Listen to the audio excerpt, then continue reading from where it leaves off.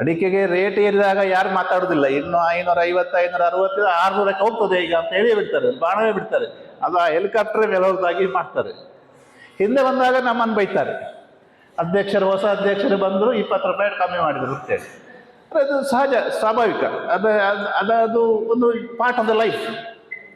ಇವತ್ತು ಹೊಸ ಅಡಿಕೆಗೆ ಏರಿಸಿದ್ದಾರೆ, 10 ರೂಪಾಯಿ ಏರಿಸಿದ್ದಾರೆ. ಅದನ್ನು ಯಾರು ಬರೀಲಿಲ್ಲ, ಪಟೋರಕ್ಕೆ ಏರಿಸಿದ್ದಾರೆ. ಬರಿಬೇಕು ನಾವೇನು ಅಪೇಕ್ಷೆ ಪಡಲ್ಲ, ಹೊರಗೆ ಇರ್ತದೆ ಅಂತ ಹೇಳ್ತಕ್ಕಂಥದ್ದು. ಇವತ್ತು ಈ ಸನ್ನಿವೇಶದಲ್ಲಿ ನಮಗೆ ದೊಡ್ಡ ಜವಾಬ್ದಾರಿ ಅಂತ ಅಂದುಕೊಂಡಿದ್ದೇನೆ ನಾನು. ಅದಕ್ಕೆ ಈ ಭಾಗದ ಎಲ್ಲ ಹಿರಿಯರು, ರೈತರು, ಸ್ನೇಹಿತರು ನಮಗೆ ಸಹಕಾರವನ್ನು ಮಾಡ್ತಾರೆ ಅಂತ ಹೇಳ್ತಾ, ನಾನು ಮುಂದೆ ಪಿಂಗಾರದ ಬಗ್ಗೆ ಎರಡು ಮಾತಾಡದಿದ್ದರೆ ತಪ್ಪಾಗ್ತದೆ ನನ್ನದು ಅಂತ.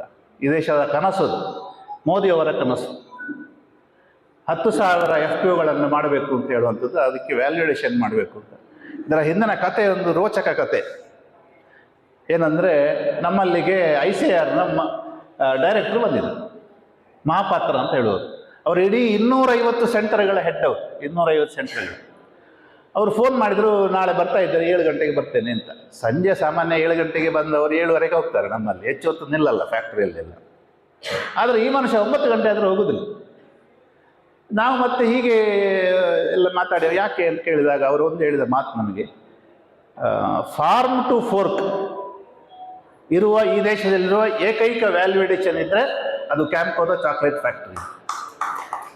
ನನಗೆ ಎಷ್ಟು ಖುಷಿ ಆಯಿತು ಅಂದರೆ, ಸುಬ್ರಾಯ ಭಟ್ರು ಎದುರು ನಿಂತಾಗ ಆಯ್ತು ನನಗೆ.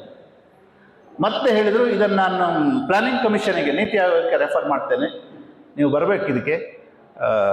ಇಂಥದ್ದು ಈ ದೇಶದಲ್ಲಿ 100 ಫ್ಯಾಕ್ಟ್ರಿಗಳಾಗಬೇಕು ಅಂತ. ಇದು ಸಾಮಾನ್ಯವಾಗಿ ಎಲ್ಲರೂ ಹೇಳ್ತಾರೆ, ಈ ರೀತಿ ರೆಫರ್ ಮಾಡ್ತೇವೆ ಹಾಗೆ ಹೀಗೆ. ನಮಗೆ ಸುಮಾರು ಅನುಭವ ಆಗಿದೆ. ಆದರೆ 1 ತಿಂಗಳು ಹೋದ ಮೇಲೆ ನನಗೊಂದು ಮೇಲ್ ಬಂತು ನೀತಿ ಆಯೋಗದಿಂದ, ನಿಮ್ಮ ಚಾಕ್ಲೇಟ್ ಫ್ಯಾಕ್ಟ್ರಿಯ ಬಗ್ಗೆ ಪೂರ್ತಿ ಅಂಕಿಅಂಶಗಳನ್ನು ನಮಗೆ ಕಳಿಸ್ಕೊಡ್ಬೇಕು ಅಂತ. ನಾನು CAಯನ್ನು ಕರ್ಕೊಂಡೋಗಿ ಮತ್ತೆ ಡೇಟ್ ಕೊಟ್ಟು ಇಂಥ ತಾರೀಕಿಗೆ ಬರಬೇಕು ಅಂತ. ನೀತಿ ಆಯೋಗದಲ್ಲಿ ಈ ದೇಶದಲ್ಲಿ ಇಂಥ ಸೆಲೆಕ್ಟ್ ಮಾಡಿದ ಬೇರೆ ಬೇರೆ ವಿಷಯಗಳು ವ್ಯಾಲ್ಯೂಡೇಷನ್ಗೆ ಸಂಬಂಧಪಟ್ಟದ್ದಿತ್ತು.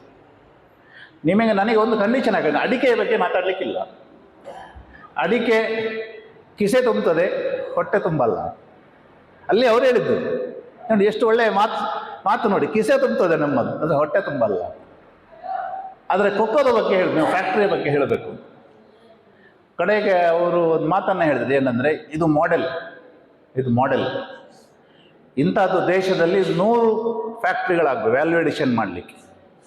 ಆದ ಕಾರಣ ಇದು ಇನ್ನಷ್ಟು ನಾವು ಅಧ್ಯಯನ ಮಾಡಿ ಕೇಂದ್ರ ಸರ್ಕಾರಕ್ಕೆ ರೆಫರ್ ಮಾಡ್ತೇವೆ ಅಂತ ಆಧಾರದ ಮೇಲೆ FPOಗಳ ಮುಖಾಂತರ ಈ ವ್ಯಾಲ್ಯೂಡೇಷನ್ ಬರಬೇಕು ಅಂತ ಹೇಳಲಿಕ್ಕೆ ಪ್ರಾರಂಭ ಅಲ್ಲಿಂದ.